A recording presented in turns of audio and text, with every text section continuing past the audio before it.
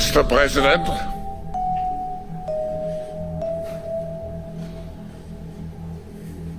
Hello. I terminated the ridiculous and incredibly wasteful Green New Deal. I call it the Green New Scam. Withdrew from the one-sided Paris Climate Accord and ended the insane and costly electric vehicle mandate. We're going to let people buy the car they want to buy. We have a bunch of Democratic senators reading from the same script. When I win, I will immediately bring prices down starting on day one. Shit that ain't true. That ain't true. That ain't true. That ain't true. That ain't true. That ain't true. That ain't true. That ain't true. That ain't true. That ain't true. That ain't true. That ain't true. That ain't true. That ain't true. That ain't true. That ain't true. That's what you just heard. And I put this together because I saw 3 of them. And once I saw 3 of them, I was like, I wonder if there's more. So I went to go look. Then I found 3 more. I actually found 7 of them, but I didn't want to keep smashing them into the thing. So I was like, okay, this is just going to take all day. I think 6 gets the point across. Then I found out, after I put this up, that there are actually 22 of them now, at least. So 22 of our senators were given a script written by someone. We don't know who that is. They say the same thing and they do the same action. They say it, then they sit down. That's what you just saw. That's what you just saw. That's what you just saw. That's what you just saw. That's what you just heard. That's what you just heard. And that's what you just heard. Then they put up the same font about shit that ain't true. And then all throughout the edit, while they're emotionally delivering this script, has now empowered the richest man in the world to take a chainsaw. He's allowing Elon Musk to literally take a chainsaw. Elon Musk take a literal chainsaw. Literally take a chainsaw. Elon Musk take a chainsaw. Elon Musk, an unelected billionaire, take a chainsaw. His buddy Elon Musk. Elon Musk take a chainsaw. Elon Musk dancing on stage with a chainsaw. Prance around with a chainsaw. Elon Musk Take a chainsaw. Elon Musk bringing a chainsaw and just trying to chop this stuff up. Elon Musk and his Doge boys. And his little muskrats. Elon Musk take the chainsaw. there are the same clips that are being shown, the exact same clips at the same time, and it all ends with the same line. You lose and billionaires win. And that's the truth. And that's the truth. And that's the truth. And that is the truth. And that's the truth. And that's the truth. And that's the truth. And that is the truth. And that's the truth. And that's the truth. And that is the truth. And that is the truth. And that's the truth. And that's the truth. And that is the truth. And it's all edited in the exact same way. They say repetition is the simplest form of brainwashing.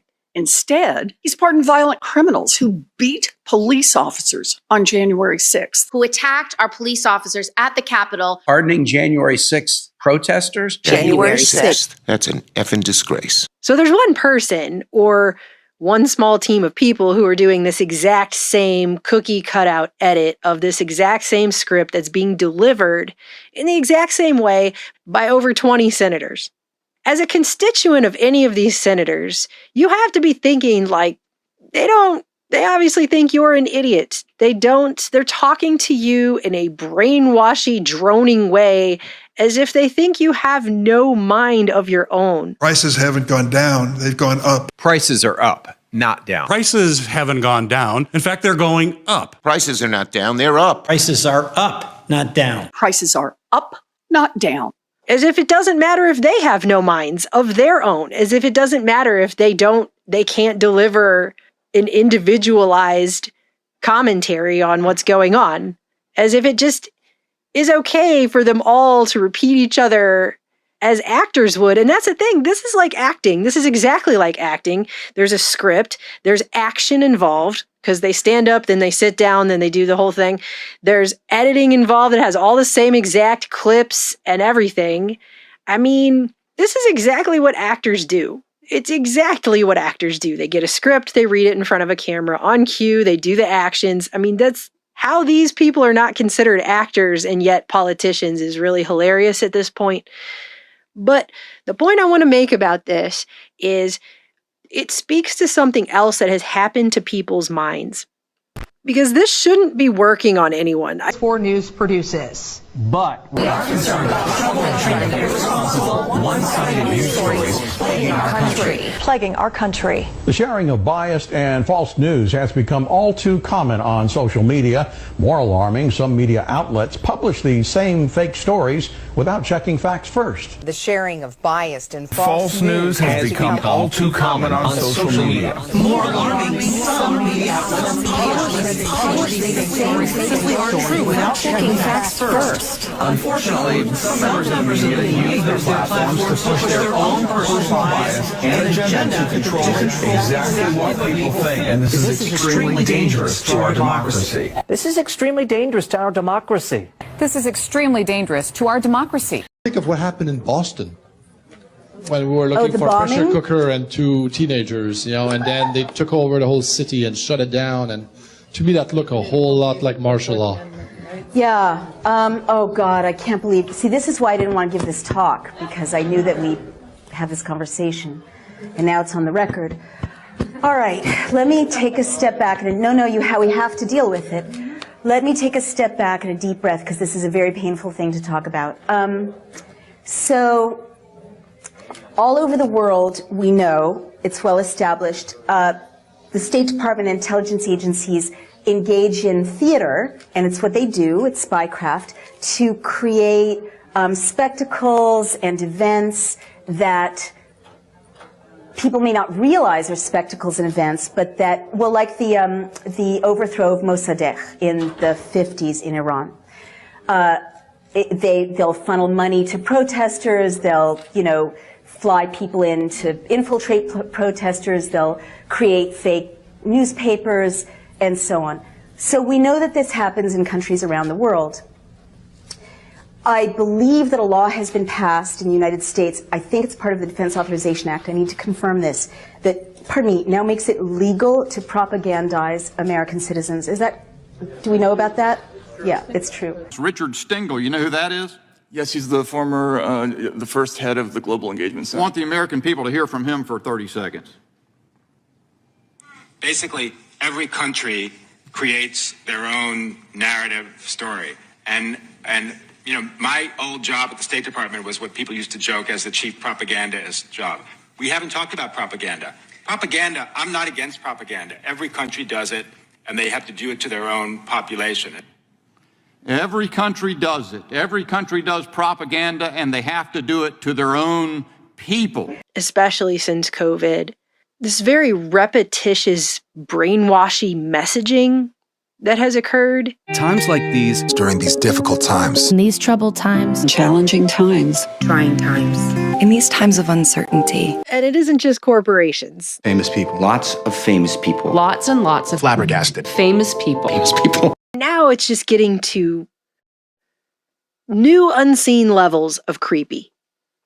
Constitutional crisis. Close to a constitutional crisis. Causing a constitutional crisis. Constitutional crisis. A constitutional crisis. Constitutional crisis. Constitutional crisis. In a constitutional crisis. Constitutional crisis. Constitutional crisis. Constitutional crisis. Constitutional crisis. Constitutional crisis. Constitutional crisis. Constitutional crisis. We have a constitutional crisis. As a constitutional crisis. Constitutional crisis. This is the most serious constitutional crisis. Constitutional crisis. This is a constitutional crisis.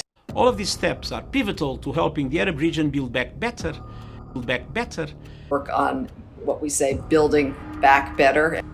So the transitioning to a lower carbon economy, we believe, is an opportunity to build back better. We build back better. And to that end, we will build. Build back better. For us to work together and build back better. Oh, good. Now, as we build back better and get... As we seek to bounce back from the pandemic and build a better London. Build back better. 3 words, a bit of alliteration. It's what you want in a political slogan. And it's the slogan of Boris Johnson in the UK, recovering from the pandemic.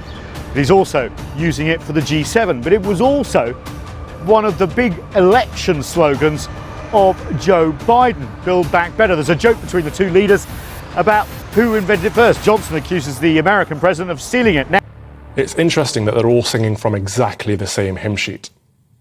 Klaus Schwab, founder of the WEF, has released a few books, most notably in 2016, The Fourth Industrial Revolution, predicting social, political, cultural, and economic changes that he said could unfold in the 21st century.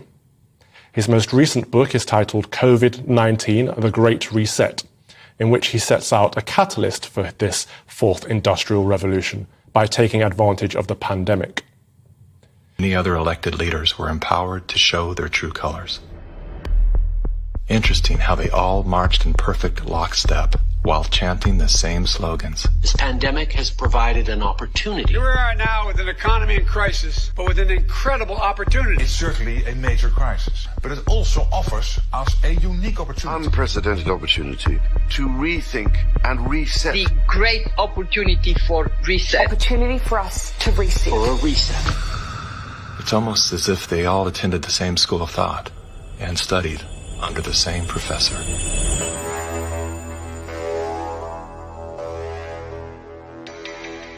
But we have another choice. We can build a new social contract, particularly integrating the next generation. We can change our behavior to be in harmony with nature again.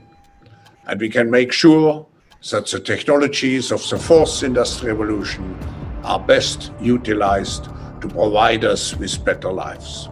In short, we need a great reset. We need a great reset. We have to mobilize all constituents of our global society to work together. We must not miss this unique window of opportunity. For this reason, I'm grateful that we are joined for this announcement of the Great Reset Initiative, not only by His Royal Highness the Prince of Wales, but by representatives of international organizations, business, trade unions, scientists, and above all, the young generation. Now we have the very special message from the United Nations Secretary General, Antonio Guterres. Your Royal Highness, Professor Schwab, distinguished participants, ladies and gentlemen, I send you my warmest greetings and best wishes on the launch of the Great Reset. The Great Reset is a welcome recognition that this human tragedy must be a wake-up call.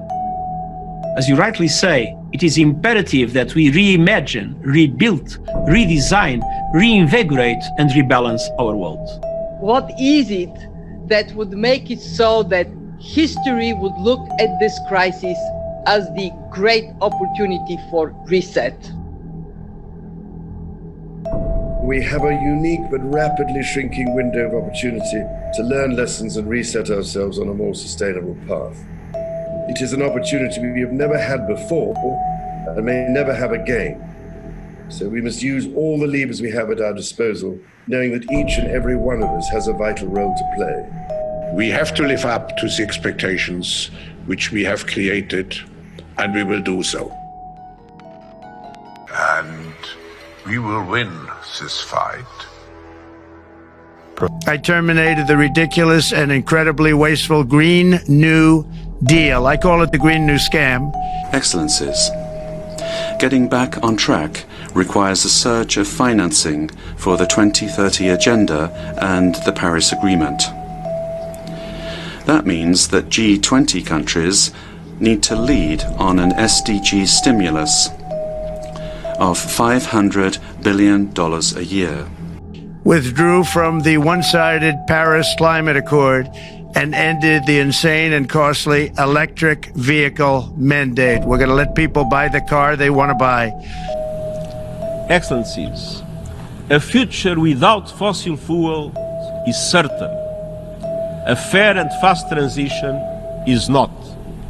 That is in your hands. By next year, every country must produce an ambitious new national climate action plan or national determined contributions. And this must bring national energy strategies, sustainable development priorities, and climate ambitions together. They must align with 1.5-degree limit, cover the whole economy, and contribute to every one of the COP28 energy transition targets. I declared a national energy emergency, and it's so important. National energy emergency. The United States has the largest amount of oil and gas of any country on earth, and we're going to use it.